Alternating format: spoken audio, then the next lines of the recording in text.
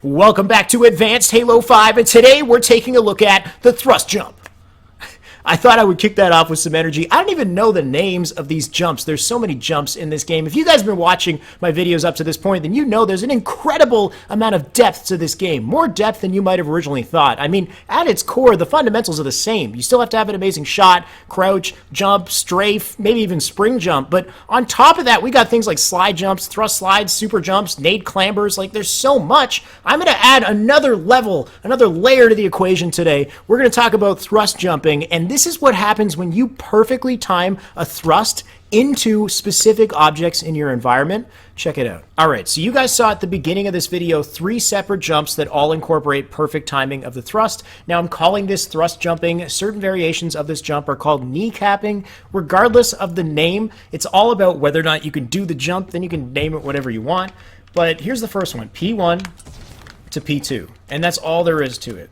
Now, I make it look easy. It is actually pretty easy. You just have to understand how it works. And I would say that this thrust jump serves as a basis for your understanding of thrust jumps in the entire game. If you can get this thrust jump down consistently 100% of the time, you understand how it works, then you can apply that knowledge to everywhere in Halo 5 and start thrust jumping off other things too. Now, the first thing you need to know is if you want to perform a thrust jump, you need to do it into a sloped surface. You need to thrust into a sloped surface. It can't be like a hard wall like this right here.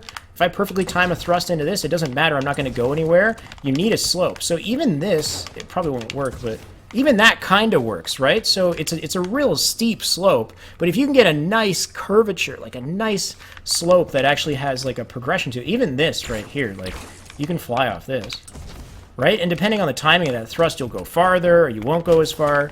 So the first thing to know is it has to be a sloped surface. And this jump is a perfect example. This is a super practical jump as well, because I mean, I can grab camo while I do this jump.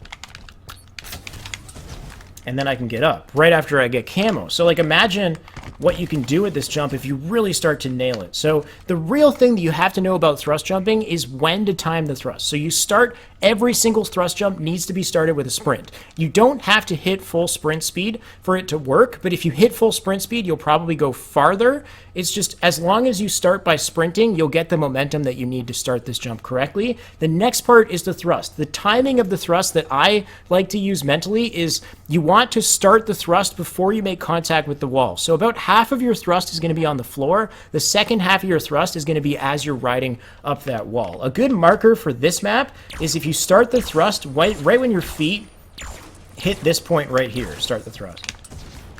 Just like that.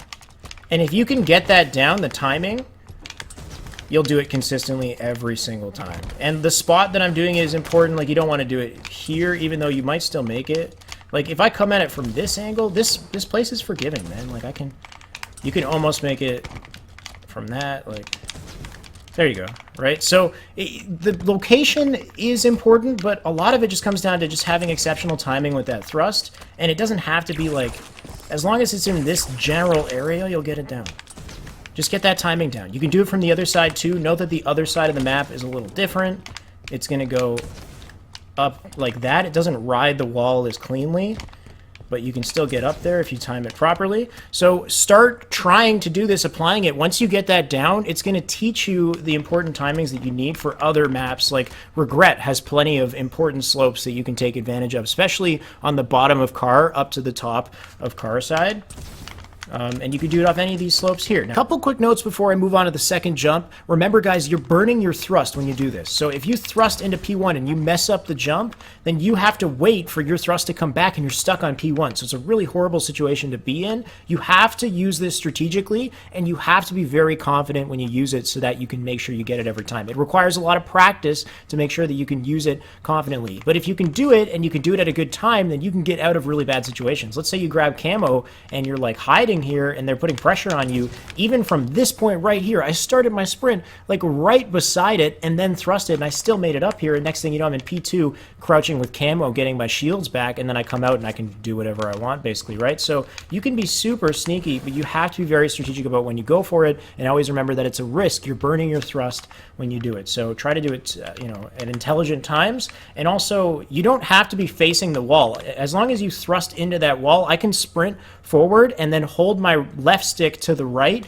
and thrust to the right and go up it like that without even facing the wall, meaning I can apply things like nade clamber. Remember how I talked about the nade clamber?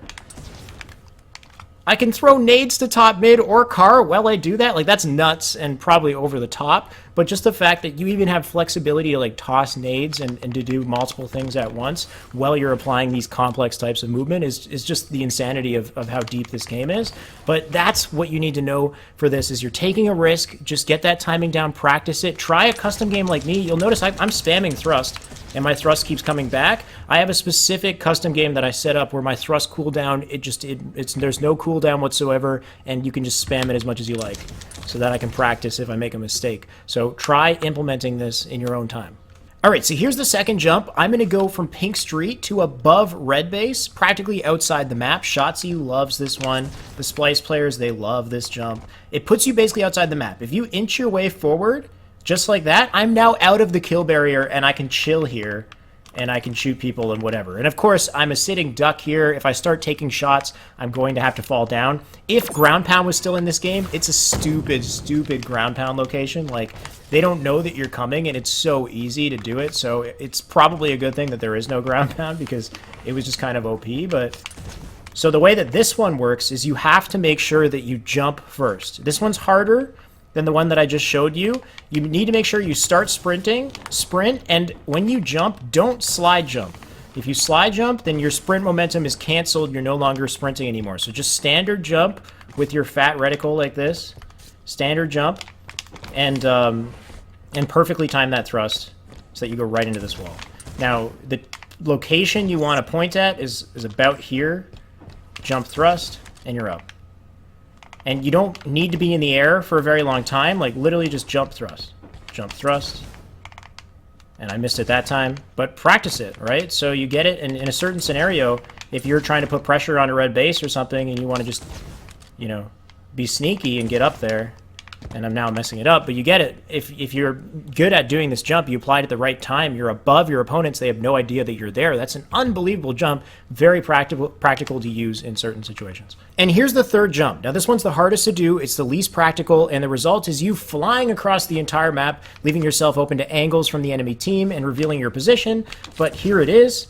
You sprint, jump, thrust. That was an amazing one. That's actually like the best one that I've done in a while, so I'm surprised that I got that. But you're sprint, jumping, and perfectly timing a thrust so that you bank off of this, so that your shins bank off of this object right here. So this jump is actually called a kneecap. It's not called a thrust jump. I will dedicate a video to kneecapping as well, but essentially what you're doing is sprint, jumping, and perfectly timing a thrust, but the timing is much more strict than it was with the first thrust jump. You need to start that thrust right when your knees, your shins bank into that wall. So literally the timing is like perfect with right when you hit that wall. Instead of thrusting before and letting half of your thrust come out in the air, in this one, you're perfectly timing the thrust so that the moment you start that thrust, you're connecting with that wall and you're flying up the slope. And it's hard to get down consistently. As you saw, the first one that I got was easily the best one, where I flew in there cleanly. And the only scenario where it would make sense to do this would be in like very, very specific instances in 4v4, but really I feel like 2v2 is the best place where you'd apply a jump like this. It's good to know how to do this though, so that you can do important kneecaps in other maps as well, which I'll apply in future videos. We'll talk about the kneecap, but these are the 3 jumps that I wanted you guys to take a look at. So now you know how to thrust jump. You can start thrust jumping across all the maps in Halo 5, get to certain vantage points before the opposing team, escape battles. But remember guys, with great power comes great responsibility.